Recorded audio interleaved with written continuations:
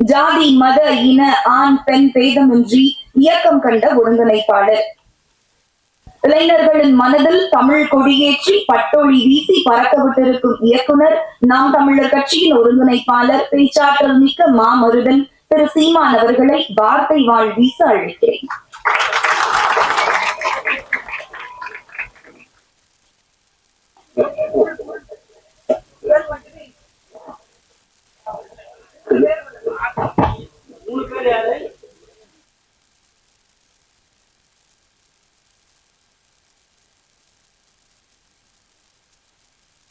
நிழற்குடை படத்தினுடைய பாடல் வெளியீட்டு விழாவிற்கு வந்திருக்கிற என்னுடைய பேரன்பிற்கும் பெருமதிப்பிற்கும் உரிய பெருமக்கள்,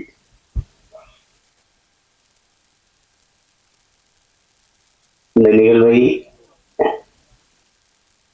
உலகெங்கும் வாழ்கிற உறவுகளுக்கு கொண்டு போய் சேர்க்க இருக்கிற அச்சு ஊடக, காட்சி ஊடக என் அன்பு உறவுகள், இவ்வளவு நேராயும் இன்னும் அரங்கை நிறைத்து அமர்ந்திருக்கிற என் அன்பிற்கினிய சொந்தங்கள் அனைவருக்கும் என்னுடைய அன்பும் வணக்கமும். இங்கே எல்லாரும் குறிப்பிடும்போது நான் ரொம்ப நேரம் காத்திருக்கிறேன்னு இல்லை. இந்த நிகழ்வு எங்க குடும்ப நிகழ்வு. நீங்கெல்லாம் இந்த நிகழ்வுல இவ்வளவு நேரம் பங்கேற்று காத்திருக்கிறதுக்கு நான் தான் உங்க எல்லாருக்கும் அன்பை நன்றி சொல்ல கடமைப்பட்டிருக்கேன். வரும்போது என்னை வரவேற்க கூட தேவையானவர்கள் சொன்னாங்க, நீங்க வந்ததுக்கு ரொம்ப நன்றின்னு. இல்லை, எங்க படத்துல நீங்க நடிச்சதுக்கு ரொம்ப நன்றின்னு நான் சொன்னேன். ஏன்னா இது குடும்ப படம்னு நினைச்சேன். எங்க குடும்ப படம்னு கடைசியாக கதாநாயகனா நடிச்ச தம்பி விஜயத்துக்கும் குடும்ப படம் தெரியுது. ஏன்னா அவருடைய பொண்ணு பாப்பாவும் நடிச்சிருக்காங்க. இது அது என்னுடைய அண்ணன் அதிகமான நாங்க எல்லாம் ஒரு குடும்பம். இப்போ நாங்க ஒன்னா இருந்து பயிற்சி எடுத்து வந்தவங்க. நான் என்னுடைய மைத்துனர் ராஜா, அது சிவ ஆறுமுகம் தான். இப்போ கூப்பிடும்போது நம்ம இது எனக்கு உண்மையிலே தெரியாது தேவையானவர்கள் இதுல நடிச்சிருக்காங்கன்ட்டு.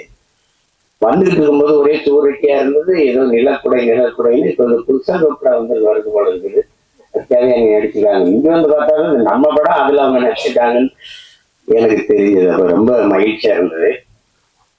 தேவயானி அவர்களுக்கு ஒரு பேசி எல்லாரும் சொன்னாங்க, இவங்க நடிச்சா நல்ல கதை இருக்கும், நல்ல படமா இருக்கும்ட்டு ஒரு மதிப்பு இருக்கு சிலருக்கு. முன்னாடிலாம் அம்மா கேரோயா அவர்கள், அதுக்கப்புறம் எங்க அக்கா ரேவதி போன்றவர்கள் இப்போதைக்கு தேவையானவர்கள் நடிச்சா நல்ல படத்துலதான் நடிப்பாங்க அப்படின்னு ஒரு மக்கள்கிட்ட ஒரு கருத்து பதிவு இருக்கு. அது காரணம் அவங்க தேர்வு செய்து நடிச்ச கதாபாத்திரங்கள். முதல்ல அவங்க அறிமுகமானது என் அண்ணன் மூலமா அவங்க தொட்டாச்சி நீங்கி, பிறகு அண்ணனே எடுத்த சொர்ணமுகி, அதுல ரொம்ப நல்ல கனமான கதாபாத்திரம். அப்புறம் உங்களுக்கு தெரியும் காதல் கோட்டை, அது இந்திய விருதை பெற்ற சிறந்த படங்கள் அது ஒன்று. அதுக்கப்புறம் சூரிய வம்சம். அவங்களுக்கு சொல்லிக் கொண்டு வர மாதிரி ஒவ்வொரு காலகட்டத்திலயும் ஒரு படம் பதிவாயிருக்கு. அவங்க எந்த காலத்திலையும் தன்னுடைய பெயரை கெடுத்துக்கல. ஏதோ காசா ஏதோ அந்த கதையெல்லாம் ஒத்துக்கிட்டு நடிச்சோம் அப்படின்னு இல்லாம அந்த நற்பெயர் தான் அவங்கள 30 வருஷம் கழிச்சு மறுபடியும் ஒரு கதாநாயகியா நடிக்கிற அளவுக்கு உயர்த்திருக்குன்னா அது காரணம் அதுதான். அது எல்லாருக்கும் வாய்க்க பெறாது, அவங்களுக்கு வாய்க்க பெற்றிருக்கிறது. அது ஒரு பெரிய பெருமைக்குரிய நிகழ்வு. இங்கே பல மேதைகள் எல்லாருமே என்னுடைய அன்பு உறவுகள். என்னுடைய அண்ணன் மனோஜ்குமார், என்னுடைய சியான், நாங்கள் சியான் தான் பேசிப்போம், ராஜ்குமார் அவர்கள். அதுக்கப்புறம் என்னுடைய அன்பு தம்பி சுரேஷ் காமாட்சி, என்னுடைய அண்ணன் செல்வமணி அவர்கள். நாங்கள் ஒரே பல்கலைக்கழகத்தின் மாணவர்கள். எங்க அப்பா மணிவண்ணன், ஆமா எனக்கு மூத்தவர் எங்க அண்ணன். நான் இந்த அரசியலுக்கு வர்றதுக்கு முன்னாடி எங்க அப்பாட்ட உதவி இயக்குனராக இருந்து பணி செஞ்சேன். அப்போ இந்த அரசியலுக்கு தள்ளப்பட்டு தான் சொல்லணும். செய்யும்போது எனக்கு எல்லாரும் இல்லை. அப்ப எங்க அப்பா வந்து என்னை தன் பையன் நினைக்காம என்னை கூட வந்து நீங்க எனக்கு தோல் கொடுத்துட்டாரு, மணிவண்ணன் அப்பா.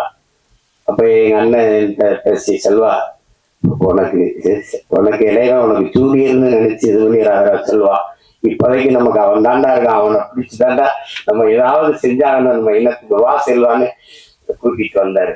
அப்ப நாங்க எல்லாம் இது எப்படி சொல்றதுன்னா குடும்ப உறவோட கொள்கை உறவாக இணைந்தவர்கள் நாங்க அண்ணன் தம்பிகள் எல்லாம். அப்படி என்னுடைய அண்ணன் சிவா எனக்கு ரொம்ப என் மேல ரொம்ப அன்பு. என்ன எனக்கு இன்னைக்கு வரைக்கும் ஒரு குற்ற உணர்வு, நானும் எங்க அண்ணனும் இணைந்து பணி செய்யும் போது அதை ஒரு சிறந்த படமா வெற்றி படமா தர முடியல என்னால. அதுக்கு இன்னைக்கு வரைக்கும் எனக்கு ஒரு குற்ற உணர்வு இருக்கு. கதை சொல்லும் போது அவருக்கு தம்பிக்கு அடுத்த படம் பகலவன் தான் எடுக்கிறதா இருந்தது. அவருக்கு அது விருப்பம், அப்ப எனக்கு அது விருப்பம். ஆனா என்னுடைய தம்பி மாணவன் அதை ஒத்துக்கல. அது காரணம் ரொம்ப கடினமா இருந்துச்சு. ஒரு தம்பி படத்துல அவரை ரொம்ப நான் கஷ்டப்படுத்திட்டேன். கையெடுத்து கும்பிட்டு அப்படி மறுபடியும் அண்ணா வேணான்னா அப்படி ஒரு கொஞ்சம் இடைவெளி கொடுங்கன்ட்டாரு. இந்த கதையில நடிக்கணும்னாரு. நான் என்ன சரி எடுப்போன்னு எடுத்தேன். தமிழ்லே கொஞ்சம் உரையாடல் தம்பியில ஒரு 90 விழுக்காடு தமிழ்ல இருந்தது. அது வெற்றி அடைஞ்சிச்சு. அப்புறம் இதுல முழுக்க தமிழ்லே உரையாடல் எழுதுனா அதுல என்ன பாத்தீங்கன்னா, ஐ லவ் யூ என்று வர வேண்டிய இடங்களில் எல்லாம் நேசிக்கிறேன் நேசிக்கிறேன் என்று வருவது நெருடலாக இருக்கிறது என்று விமர்சனம் இருந்தாங்க. எனக்கு என்ன செய்யணும் தெரியல. என்னுடைய அண்ணன் காசி ஆனந்தன், அவர் உணர்ச்சி பாவலர், ஈழத்து பாவேந்தன், அவர்கிட்ட போய் பேசிக்கிட்டே இருந்தேன். அவர்கிட்ட சொன்ன வருத்தமா அப்படி எழுதிட்டாங்க, அன்பை கூட தாய்மொழியில் பரிமாற தெரியாத ஒரு இனம் இருந்தா என்ன, செத்தா என்ன, போட அப்படின்ட்டாரு. அப்ப நான் அந்த படம் எடுத்து கொடுத்துட்டு நான் எங்க அண்ணனுடைய அழைப்பின் பேர்ல ஈழத்துக்கு போயிட்டேன். போய் ஒரு வாரம் கழிச்சுட்டு பேசிட்டே இருக்கும்போது படம் ஓன்லைன் தெரிஞ்சிச்சு. அப்ப யாரோ சொல்லியிருக்காங்க தம்பியோட படம் ஓடல, ஒரு வருத்தத்தில் இருப்பான் பொழுதுன்ட்டு. அப்ப கேட்கல படம் என்னாச்சு கதை என்ன, யாரோ சொல்லியிருக்காங்க இந்த காதல் கதை அப்படின்னு சொல்லியிருப்பாங்க. அவர் ஆரம்பிக்கும் போதே நமக்கு எதுக்குப்பா பூ கவிதைலாம் ஆரம்பிச்சாரு. காதல்ங்கிறது பருவகால உணர்ச்சி, அது எல்லாருக்கும் இயற்கையில வர்றதானே. தமிழர்களுக்கு இல்லாதது மானம் வீரம் ரெண்டும் தான் கொஞ்சம் குறைவா இருக்கு. அதுக்கு நமக்கு தம்பி படம் மாதிரி தரையிலையும் அடிக்கணும் திரையிலையும் அடிக்கணும், அப்பதான் நமக்கு விடுதலை வரும்னாரு. அதை செஞ்சிருக்கணும். இப்ப ஆனா என்னைக்காவது ஒரு நாள் நான் எங்க அண்ணனுக்கு அந்த சிவானனுக்கு சொல்றேன், இந்த இடத்துல என்னைக்காவது ஒரு நாள் உங்களுக்கு என்னால ஏற்பட்ட இழப்பை நான் ஈடு செய்வேன். அது ஒருவேளை நீங்க அன்னை கூட கேட்டீங்க தம்பி அந்த பகலவன்னு, அதை கூட திருப்பி உங்களுக்கு எடுத்தார உங்களுக்கு அது தவறுதான் நடந்துச்சு. அது ஆனாலும் எங்க அண்ணனுக்கு எனக்கு இருக்கிற அந்த அன்பு பிழைப்பு போல. எங்க அண்ணன் ஐயா பஞ்சராஜ் அவர்கள் சொன்னது மாதிரிதான் எங்க அண்ணன் அதிகமான ஒரு தலை சிறந்த இயக்குனரா அவங்க அது என்ன தொடர்ச்சியா படைப்புகள் இல்லை. அவருடைய படங்கள் இன்னைக்கு அவரை இயக்கிக்கிட்டு வர்ற இந்த படங்கள், இந்த கொட்டாச்சி நீங்க எல்லாம் பார்த்து எங்க அப்பா பால்மேந்திரா வீட்டிலேயே போய் பாராட்டி, ஞாபகம் இருக்காருன்னா வீட்டுல போய் பாராட்டி என்னோட அப்படி ஒரு படம் எடுத்துட்டா அப்படின்னு. அப்படி அந்த கதை திரைக்கதை பயணத்துல பயணிக்கிறதுக்கு ஆட்கள் ரொம்ப குறைவு, ரொம்ப குறைவு. நம்மகிட்ட ஒரு மேதை சாதாரணமா உட்கார்ந்து இருக்காங்க, அவரை கடந்துலாம் ஒருத்தனை இங்க திரைக்கதை அமைச்சு எடுத்துட்டு போயிட முடியாது. அதுல நம்ம பக்கத்துல இருக்கிறதுல பக்கத்துல இருந்துட்டோம், ஆனா வீட்டுக்கு போனா படபடப்பா இருக்கும். நம்ம ஆள் தானே பக்கத்துல இருந்தோம். மிகப்பெரிய பெருமை அவரெல்லாம் நமக்கு இப்படி ஒரு படைப்பாளி நம்ம நம்ம நம்ம நாட்டுல நம்ம இனத்துல பிறந்து இப்படி ஒரு படைப்பாளி அப்படின்னு நீங்க யோசிச்சு பாருங்க. புதிய வாரத்துக்குன்னு ஒரு படம், அவர் தான் கதாநாயகன் நடிக்கிறாரு, அவர் தான் கதை வசனம், எங்க அப்பா இயக்குறாங்க, பாரதிராஜா அப்பா. அன்னைக்கு அது புதிய வார்ப்புகள்னு தலைப்பு வைக்கிறதுக்கு இன்னைக்கு என்னென்ன பெயர் வருதுன்னு உங்களுக்கு தெரியாது, நம்ம தெரியாது, விமர்சனமா போயிடும். அதை சரி செய்யறதுக்கு இது நேரம் இல்லை. புதிய வார்ப்புகள் அப்படின்னு அப்ப இதெல்லாம் நம்ம இப்ப அந்த காலகட்டத்துல அதுல ஒரு முடிவு இறுதிக்கட்ட காட்சி வருது. உரையாடெல்லாம் பிச்சு வதறி பார்க்கலாம். ஒரு அந்த விதவை பெண்ணு, அந்த பெண்ணு பூ விற்கும், வாத்தியாரு கதாபாத்திரம், அவங்க ரவி, அவங்க வாத்தியார்கிட்ட இவங்ககிட்ட சொல்லுவாங்க, வாத்தியார பூ வந்து பறிச்சாதான் வாடி போகும், இல்ல செடியில விட்டாலும் வாடி போயிடும் அப்படின்லாம் இருக்கும். அப்ப இதயம் குங்குமம் இந்த பத்திரிகையெல்லாம் ரொம்ப புகழ் பெற்றது இந்த இதழ்கள். அப்ப நீ இதயம் கொடுத்தாதான் வாத்தியார் குங்குமம் தருவாரா? அந்த ஐயா அதெல்லாம் ஒரு ஒரு அதிமேதைகளினுடைய கூடல் அது. அதுல ஒரு அண்ணன் கவுண்டமணிக்கு கதாநாயகி கட்டி வச்சிருவாங்க. அதாவது வில்லன் கதாபாத்திரம் வந்து கட்டி வச்சிருக்காரு ஈசிதாசன் ஐயா. அப்ப அது ஆனா இவங்க வாத்தியாரும் ஒரு காதல் இருக்குது. அப்ப ஊரை விட்டு ஓடும்போது அந்த விதவை பெண், அந்த பூக்காரி, இந்த காளியாசிரியர் எல்லாம் ஓடும்போது இந்த காதலர்கள் சேர்றதுக்கு ஒரு இடையூறா ஒண்ணு இருக்குது. ஆனா அவர் கட்டின தாலி, இந்த கலாச்சாரம் தாலிக்கு இந்த சமூகம் ரொம்ப முன்னுரிமை கொடுக்குது. அப்படியே பார்த்துட்டு டப்புன்னு அந்த தாலி அறுத்துட்டு அவரே அறுத்துறாரு. கட்டின தாலி அவரே அறுத்துட்டு 2 பேரையும் சேர விட கையை பிடிக்கிறாங்க. அந்த விதவை பெண்ணை நிற்கிது அந்த பூவித்த பெண்ணு. அதை கையை பிடிச்சு இப்படி போகும்போது புதிய வார்ப்புகள்னு போடுறாப்ல ஒரு எழுத்தாளர், ஒரு எழுத்தாளர். கொஞ்ச நாள் கழிச்சு அப்புறம் அவரே கதை திரைக்கதை செய்து ரயிச்சு அந்த எல்லாத்துல ஒரு படம் வருது. அதுல இவர் காதலிச்ச பெண்ணு அது அந்த ராஜேஷ திருமணம் பண்ணிக்கிறாங்க. கல்யாணம் ஆயிடுது. அது அப்ப வந்து அவர் சேர்த்து வைக்க போராடி கடைசி உச்சக்கட்ட காட்சி வந்துருது. 2 பேரும் இருக்கும்போது அவர் வந்து அந்த மருத்துவர் கதாபாத்திரம் வந்து இந்த காதலன் சேர்த்து விடுறதுக்கு இது பண்றாங்க. இப்ப நம்மளால ஒரு ஆர்மனி வீட்டு எடுத்துக்கிட்டு ஹரவர மலையாளத்துல இதே டாக்டர் அது நீங்க புதிய நவீன 21ஆம் நூற்றாண்டு ஆள் தானே, 20ஆம் நூற்றாண்டு இல்லையா, 21ஆம் ஆள் தானே. தாலியா இருக்குது.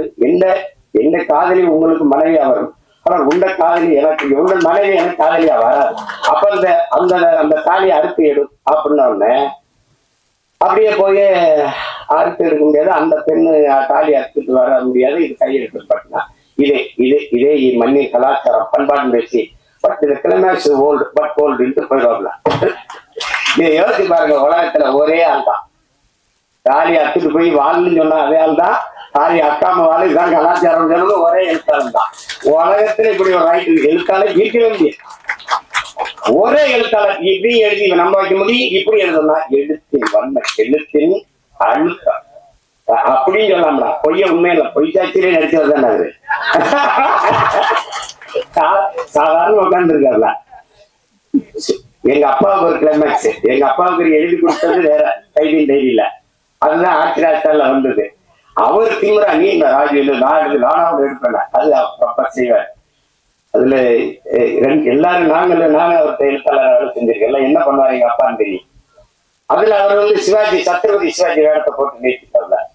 அது ஓடிட்டு, ஏன்னா அது வரைக்கும் திரைக்கதை தெரிவித்தாரு. அப்புறம் இது வேற கிளைமேக்ஸ், நான் எழுதி கொடுத்த கிளைமேக்ஸ் நான் எடுக்கிறேன். அந்த காட்சியில் போய் அப்ப அமிதாப் பச்சன் சிறிதை வச்சு ஆக்கிறார் சட்ட அதுவும் எழுதிட்டார்ல. இப்படி ஒரு எழுத்தாளர் வந்து அது ஒன்றும் நிகர் இல்லை. அது வந்து சொல்லி முடியாது.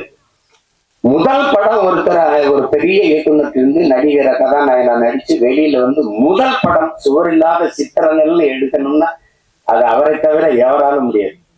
அப்ப அப்படி ஒரு படைப்பாளி இன்னைக்கு நம்ம பக்கத்துல உட்கார்ந்து இந்த படத்தை பாராட்டி பேசுறாருன்னா அதை விட இந்த படத்துக்கு கிடைத்த பெருமையும் பாராட்டு ஒண்ணு.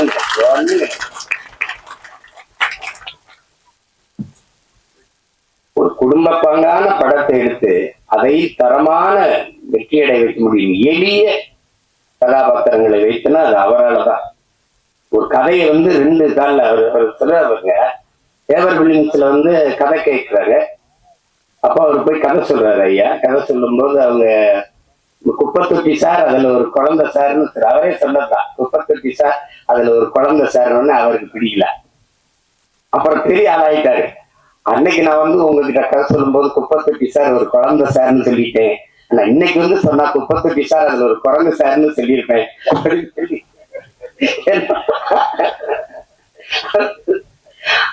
அது ரொம்ப சாதாரண கதை. ஒரு வாத்தியார் கை குழந்தையோட ஊருக்குள்ள வராந்து முந்தானை முடிச்சு ஒரு பாட்டை எடுத்து, அப்ப எங்க ஊர்ல பரம்புக்குள்ள எங்க அண்ணனுக்கு தெரியும், ராமநாதபுரத்துலதான் ரிலீஸ் பரம்புக்குள்ள 2வது தரம் தான் வரும். அப்ப ஜெகன்ல எங்க அன்னைகள்லாம் நாங்க படிச்சிருக்கோம். எங்க அன்னைகள்லாம் சைக்கிள் வச்சிருப்பாங்க. அவருக்கு படத்தை போய் பார்த்து வந்துட்டு ஒரே புலம்பல், தம்பி பாக்கியராஜன் ஒரு பண்ணா எந்த குறையும் இல்லாம இருக்கணும் பயங்கர படம் முந்தாரம் முடிச்சுன்னு ஒரு படம்னா அவங்க ரொம்ப இதுல நம்மள இந்த காலத்துல நம்ம ஏன்னா நாங்க மறுபடியும் 2வது வெளியீடு வந்தா தான் பார்க்க முடியும். அப்படி பல படைப்புகளை தந்து இன்னைக்கு அமைதியா தந்திருக்கல அவரு நம்ம கூட இருக்கிறாருங்கிறதே திரை உலகில் அது ஒரு மைல்கல். கே எஸ் சுபாலகிருஷ்ணன் ஒரு மைல்கல்னா அது ஒரு மைல்கல்.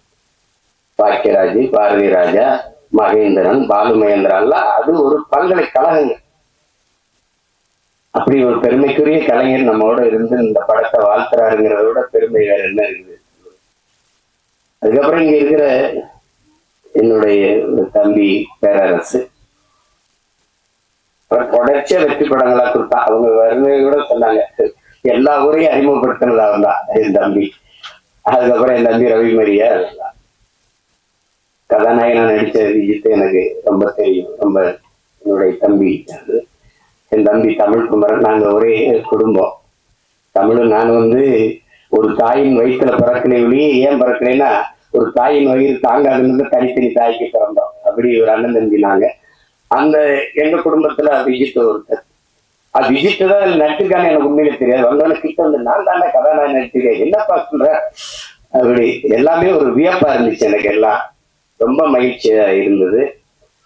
அதுல உட்காருங்க அவர் நல்லா வரணும். இந்த படத்தை பார்க்கும்போது நான் படம் பார்க்க நேரத்தை அழைக்கும் போது எனக்கு நேரம் ஒத்து வரல, கிடைக்கல. இது இப்ப அதனால நான் படத்தை முதல்ல பார்க்க போட்டு காட்ட அதை வச்சு பேசிடுறேன்னு. எங்க அண்ணன் செல்வமணி எல்லாம் குறிப்பிட்டு பேசுன மாதிரி அது ஒளிப்பதிவு செய்த நம்ம குருதேவ் அவர் வணங்கான்லயே ரொம்ப சிறப்பா பண்ணியிருந்தாரு. ரொம்ப அருமையான ஒளிப்பதிவு. அப்ப இந்த இசை இப்படி ஒரு படத்துக்கு இப்ப ஒரு பெரிய ஆடல் பாடல் படம் அடிக்கடி படம்னா சமாளிச்சிடலாம். குடும்ப கதையில் மென்னுணர்வை நகர்த்துற படங்களுக்கு இசையமைக்கிறதுங்கிறது ரொம்ப கடினம். அதை ஒரு இளைய பிள்ளை நவீன் பாலகுமார் செஞ்சிருக்காருங்கிறது ரொம்ப பாராட்டுக்குரியது. அது மனதில் நிற்கிறது போல மெல்லிய இசையால் வருடணுங்கிறது ரொம்ப கடினம். இசைங்கிறது இப்ப ஒளிகளின் குவியல் தான். இந்த ஒளி செவியில போய் நின்றுச்சுன்னா அது இல்லை, அது உள்ள போய் இதயத்தை வருடிச்சுன்னா அது இசை ஆயிடுது. அப்படி ஒரு இசையை தந்த ஒரு இளவல், அவருக்கு என்னுடைய அன்பும் வாழ்த்துக்களும். பாடல் வரிகளை தந்த அவங்க ஒரு பெண்மகள். ரொம்ப நாளைக்கு அப்புறம் ஒரு பெண் கவிஞரா வர்றதை நம்ம பார்க்கும்போது ரொம்ப பெருமையா இருக்கு. உங்களுக்கு பெரிய இடம் காத்திருக்குது. நல்ல வரிகளை அழகாக எங்க அண்ணன் அவ்வளவு நினைவில் வச்சு எங்க அண்ணன் மனோஜ்குமார் அவர்கள் சொல்லிட்டாங்க. ஆமா, நரேன் பாலகுமார் அவர்கள் நல்லா செஞ்சிருக்கீங்க. வாழ்த்துக்கள். நாங்கெல்லாம் திரையுலகிலிருந்து வந்திருக்கோம். எங்களுடைய மேட்டூர் சட்டமன்ற உறுப்பினர் அவர் எங்களுடைய அன்புக்காக இந்த விழாவை கலந்திருக்கிறார். அப்புறம் கதாநாயக நடிச்ச கண்மணி அவர்கள், அவங்களுக்கு நல்ல வாய்ப்பு இந்த படத்துல. விஜித்தும் அவருடைய பங்களிப்பும் பெருமைக்குரியது. இது எல்லாத்தையும் விட மிகுந்த பாராட்டுக்கும் நன்றிக்கும் உரியவர். இது மக்களிடத்தில் கொண்டு போய் சேர்க்கிற பெரும் பணியை செய்ய இருக்கிற நன்றிக்குரிய தம்பி யுவராஜ் அவர்கள் தான். அவருக்கு தான் இது ரொம்ப, உங்களுக்கு தான் என்னுடைய நன்றியும் அன்பும் வாழ்த்துக்கள். உறுதியாக வெல்லும் படம் வெல்லுதுல. பெரிய படம் சின்ன படம்லாம் ஒன்றும் இல்லை. அண்மையில நான் கோர்ட்டுன்னு ஒரு படம், தெலுங்கு படம், இரவுல ரொம்ப நேரம் கொஞ்சம் மண்ட அழுத்தமா இருந்த தூக்கம் கொஞ்சம் பார்ப்பேன். ஒரு யாராவது சொல்லி அண்ணன் இந்த படத்தை பாருங்கன்னா கொஞ்சம் பார்த்து தூங்குறது. ஆனா அந்த படத்தை போட்டு தூங்கவே முடியல. கோர்ட்டுன்னு ஒரு படம், இது தமிழ் பதிப்பு பார்த்தேன். சின்ன படம் 6 கோடிக்கு எடுத்தாங்களாம். நான் பாக்குற போது எனக்கு சொன்னாங்க 60 கோடி வசூலிச்சிருக்குங்க அப்படின்ட்டு. அப்ப இவங்க சொன்ன மாதிரி பெரிய படம் சின்ன படம்லாம் ஒன்னும் அளவு இல்லை. ஓடுற படம் ஓடாத படம் தான். இப்ப என்னுடைய தம்பி நம்ம ஜேஎஸ்கே எடுத்துருக்க ஃபயர்னு ஒரு படம் அன்னைக்கு எங்க அண்ணங்களாம் சொன்னாங்கன்னு பார்த்தேன். ரொம்ப குறைந்த முதலீடு, ரொம்ப நல்ல லாபம் அடைஞ்சிருச்சு. அதனால மிகப்பெரிய நட்சத்திரங்கள் நடித்த படமும் தோத்துருக்குது. சாதாரண படங்கள்லாம் வென்றுருக்கு. அதனால நம்ம படம் வெல்லும். நீங்க ஒண்ணும் யோசிக்காதீங்க. திரையரங்குல சின்ன படத்துக்கு முக்கியத்துவம் கொடுக்கணும் அப்படின்னு. இன்னைக்கு சூழல் சரியில்லை, நமக்கு ஒரு சூழல் வருது. இருங்க, பெரிய பெரிய வளாகங்கள்ல சின்ன படங்களுக்கு முன்னுரிமை கொடுக்கணும்னு சட்டம் வரும். அது வரும், காலம் வரும் என்று நம்ம காத்திருக்கிறது இல்ல. நமக்கான காலத்தை நாம உருவாக்கணும். அப்படி ஒரு காலத்தை உருவாக்கிட்டு இருக்கோம். நீங்க சொன்ன இந்த மேல 90க்கு போயிடணும் அப்படின்னா இல்ல, 2026லயே நம்ம அந்த 90 காலத்தை மறுபடியும் உருவாக்க முடியும். அதெல்லாம் ஒண்ணு அவ்வளவுதான், எதுவும் கிடையாது, எதுவும் முற்று கிடையாது. ஒரு வாக்கியம் முற்று பெறும்போது இன்னொரு வாக்கியம் தொடங்குது, இங்க புள்ளி வச்சா இன்னொரு வாக்கியம் தொடங்குது. அதனால அதெல்லாம் நினைச்சு இது பண்ணிடாதீங்க. நாங்கெல்லாம் திரைத்துறை எப்படி சொல்றது, உயிரை விட மேகலாம் நேசிச்சவங்க நாங்கெல்லாம். படுக்க இடமில்லாம ஏவிஎம் சுடுகாட்டுல படுத்து கிடந்தவங்க எல்லாம் அப்ப எவ்வளவு காதலிச்சிருக்கோம் பாருங்க. பல இரவுகள் பட்டினி கிடந்திருக்கோம், பல இரவுகள். அவ்வளவு அன்பு காதல் என்று திரைத்துறை மேல. அப்ப இது அவளை அழிய விட்டுற முடியாது. ஆனா எங்க அண்ணன் செல்லுமணி அவர்கள், நான் ஒரு மேடையில பேசினதை சொல்றாங்க, குறிப்பிடுறாங்க, விவசாயி திரைப்பட தயாரிப்பாளரும் ஒரே நிலையில் நிற்கிறாங்க. அவங்க அவங்க தயாரிச்ச பொருளுக்கான விலையை அவங்க தீர்மானிக்க முடியல. தீர்மானிக்கிற காலத்தை நம்ம உருவாக்கணும். அப்பதான் வேளாண்மை செழிக்கும், திரைக்கலையும் செழிக்கும். அது காரணம் ஒற்றுமை இல்லாததுனாலதான். இன்னைக்கு எழுத்தாளர் சங்கத்துல நம்ம ஐயாவும், இந்த தொழிலாளர் சங்கத்துல எங்க அண்ணன் போன்ற தளபதிகள் இருக்கிறதுனால ஒரு பாதுகாப்பு இருக்கு. பத்தலை, எல்லாத்தையும் சரி செய்ய நினைக்கிறோம், இதை சரி செய்யாம விட்டுருவோமா என்ன? அதுக்கு ஒரு காலம் வரும். ஆனா இதுல என்னுடைய மைத்துனர் சிவா ஆறுமுகம் ராஜான்னு நாங்க அழைப்போம். அவருடைய செல்லமா அழைக்கிற பேரு. நாங்க ஒரே குடும்பமா இருந்தோம், கடுமையான உழைப்பாளி. என்ன இருந்தாலும் அந்த நேசித்து வந்த திரைத்துறையை விட்டு வெளியேறல.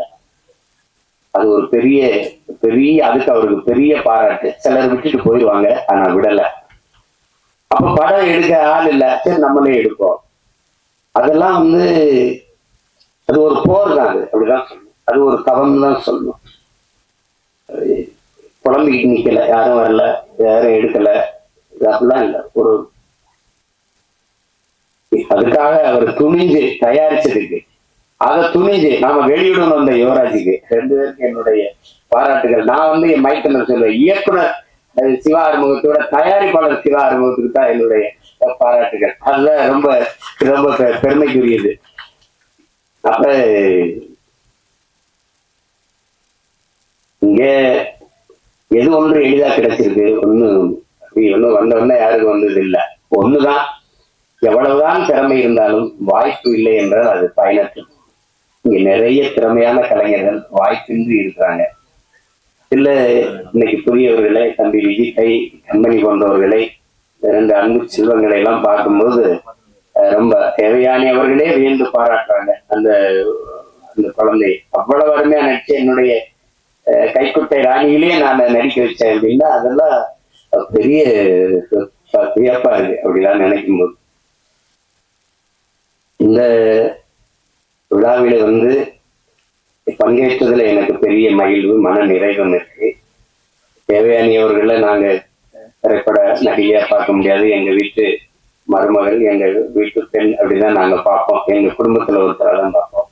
அதே மாதிரி எங்க அண்ணன் பொண்ணு வனிதா வந்திருக்காங்க. வனிதாட்ட எனக்கு பிடிச்சது அந்த துணிவு, நினைக்கிறது செய்யணும், அந்த துணிவை எனக்கு பிடிக்கும். அது அவங்களுக்கு பாராட்டி. ஏன்னா நான் அந்த குடும்பத்துல ஒருத்தன், அண்ணன் விஜயகுமார் அண்ணன் எனக்கு ரொம்ப ரொம்ப பிடிக்கும். நான் தான் அவங்களுக்கு தனித்த அன்பு.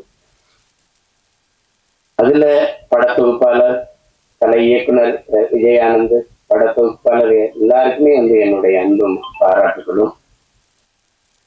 எல்லாரையும் சொல்லிட்டேன்னு நினைக்கிறேன், ஏறக்குறை ஏதாவது சொல்லிட்டேன். வாங்க வாங்க மாப்பிள்ள. இவரு என் மைத்தனுடைய மகன் தர்சன் சிவா. இவர் அறிமுகம் செஞ்சிருக்காரு. ஆனா அந்த படத்துல பார்த்ததுக்கு இதுக்கு நேர வித்தியாசம் இருக்கு. காரணம் அதுல ஒரு பெரிய மீசையை வச்சு வந்தாரு. அதனால இவரை அறிமுகம் செய்வதில் நான் ரொம்ப பெருமை அடைகிறேன். எல்லாரும் வாழ்த்துக்கள் உங்களுக்கு. எல்லாரும் இப்படி வந்தவங்கதான். ஒரு தொடங்குதல் எளிது யாருக்கும், அதை தொடர்வதுதான் கடினம். தொடர்ந்து அதே தவத்துல இருந்தால் யாரும் வெல்ல முடியும். அப்படிப்பட்ட கலைஞர்கள் இங்க நிறைய அப்படி வென்று இன்னைக்கு வரைக்கும் நான் சொல்வேன். இன்னைக்கு அப்ப நான் நேர்ல ஐயா ரஜினிகாந்த் அவர்கள பார்த்தேன். தூரத்துல பார்த்துருக்கோம். அப்ப நேர்ல 2.25 மணி நேரம் 2.5 மணி நேரம் போயிட்டு இருந்தோம். அவருக்கு இருந்த ஆர்வம் இப்ப இவ்வளவு படம் நடிச்சு இவ்வளவு சாதிச்ச பிறகும் புதிதாக ஒன்று தெரிந்து கொண்டதுல அவருக்கு இருக்க ஆர்வத்தை பார்க்கும்போது இவர் ஏன் ஜெயிக்க மாட்டாரு அப்படின்னு நமக்கு தோணுது. என்னை ஈர்ப்பு வச்சு சிமத்துல வந்துடுறேன் அப்படின்னு போகும்போது அதே அந்த படத்துல பாக்குற மாதிரி அதே வேகம் நடை, அதே வேகம் பார்க்கும்போது இவ்வளவு சுறுசுறுப்பாக அவரு அவரு சோம்பேறிகளை கூட அவர் ஈங்களை பார்த்தா ஏங்கிடும் அப்படி ஒரு இது. அது அவரு அந்த தேடலும் அந்த வெறியும் இருக்கிற ஒவ்வொருத்தரும் உச்சத்தை தொடலாம், சாதிக்கலாம். அதுல சாதாரணம் இல்லை, அப்படி வந்ததில்ல. அதுல இவ்வளவு பேரு இந்த படைப்புல பங்கேற்றுட்டாங்க. குறிப்பா இதுக்கு பிதாமகனா இருந்து பீஷ்மரா இருந்து வாழ்த்திட்டு இருக்கிறது எங்க அண்ணன் அதிகமா. அவரு இப்ப படம் இயக்கிட்டு இருக்காரு. என் தம்பி சுரேஷ் அமைச்சு தயாரிச்சுட்டு இருக்காரு. சிறந்த படைப்பா வந்துட்டு இருக்கு. ரேவதி அக்காவும் நடிச்சுட்டு இருக்காங்க. அதுவும் இது போல ஒரு குடும்ப பாங்கான ஒரு படம் தான். படத்தை பார்க்கும்போது தாய்மையை சொல்லுது. எந்த குழந்தையும் நல்ல குழந்தைதான் மண்ணில் பிறக்கையிலே, பின்பு நல்லவராவதும் தீயவராவதும் அன்னை வளர்ப்பதிலே இருக்கு. ஒரு குழந்தைக்கு முதல் ஆசையை அதனுடைய பெற்றோர்கள் தான், அதனுடைய தாய் தான். சொல்றான் பாருங்க ஒருத்தன், உலகத்தின் எல்லா செல்வங்களையும் ஒரு தட்டிலையும் தாயின் பேரன்றி ஒரு தட்டிலையும் வச்சா தாயின் பேரன்பு இருக்கிற தட்டு தான் தாழ்ந்து இருக்குன்றான். நீங்க எவ்வளவு உயரத்துக்கு வேணாலும் போங்க, எவ்வளவு உயரத்திற்கு வேணாலும் போங்க, உங்களை பார்த்து பொறாமைப்படாத ஒரே உயிர் உலகத்தில் உண்டென்றால் அது உங்களை பெற்ற தாய் தாங்க. உங்க மனைவியோட இப்ப 4 பேர் நம்மள படம் எடுக்கும்போது பார்த்தா நமக்கு கொஞ்சம் அதிகமா தெரியுது அப்படி இருக்கும் அந்த பிரச்சனை. அது ஆனா தாய் என்ன நபிகள் சொல்லுவாங்க, சொர்க்கத்தை எங்கேடா தேடி இருக்கு, அது ஒரு தாயின் காலடியில இருக்குறாங்கிற. ஆபிரகாம் சொல்றான், நான் இதுவரை பெற்ற எல்லா புகழுக்கும் இனிமேல் பெறப்போகிற புகழுக்கும் என்னை பெற்ற தாய்தான் காரணம்ங்கிறான். அது ஒன்னும் சொல்றதுக்கு இல்ல. தாயின் பேரன்பிற்கினே விஸ்வாமித்திரர் சொல்றாரு, வால்மீகி சொல்றா, நீ ஆண்களின் எல்லா வெற்றிக்கும் காரணம் பெண்கள் தான். அந்த பெண்கள் அந்த தாய்மையை போற்றாம ஒன்றும் இல்லை இங்க. அததான் அந்த படம் வலியுறுத்துது. சுருக்கமா அது வலியுறுத்துது. அந்த தாய்மையை தாங்கி நிற்கிற தகுதி அந்த கதாபாத்திரத்தை ஏற்றிருக்கிற நம்ம தேவயானி அவர்களுக்கு இருக்கு. ஐயா பாக்கியராஜ் அவர்கள் சொன்னது மாதிரி நிழற்குடையே, இந்த படத்தின் நிழற்குடையே அவங்க தான். அதான் அவங்க போதும் தொடக்க காட்சிக்கு திரையரங்குக்கு மக்களை அழைச்சிட்டு வர அவங்க ஒரு படம் போதும். அதுக்கப்புறம் உள்ள வந்தால் பார்த்த எல்லாரும் நிறைவா சொல்றாங்க, எனக்கு பார்க்கிற வாய்ப்பை நான் பெறல, ஆனா விரைவில் நான் பார்த்துட்டு அதுக்கான வாழ்த்தை நான் எழுதுறேன். படத்துல பங்கேற்ற அனைத்து கலைஞர்களுக்கும், பின்னின்று உழைத்த அனைத்து தொழில்நுட்ப கலைஞர்களுக்கும், இவ்வளவு நேரம் இந்த நிகழ்வை பதிவு செய்து கொண்டிருக்கிற அச்சு, காட்சி, ஊடக என் உறவுகள், இங்கே அரங்கை நிறைத்து அமர்ந்திருக்கிற என் அன்பு சொந்தங்கள், விழாவிலே பங்கேற்று வாழ்த்தி அமர்ந்திருக்கிற பெருமக்கள் எல்லோருக்கும் என்னுடைய அன்பும் நன்றியும் வணக்கம். இந்த நிகழ்வை மிக அழகு தமிழில் தொகுத்து வழங்கிய தொகுப்பாளர், நெறியாளர் ஐஸ்வர்யா அவர்களுக்கு என்னுடைய அன்பும் வாழ்த்துக்கள்.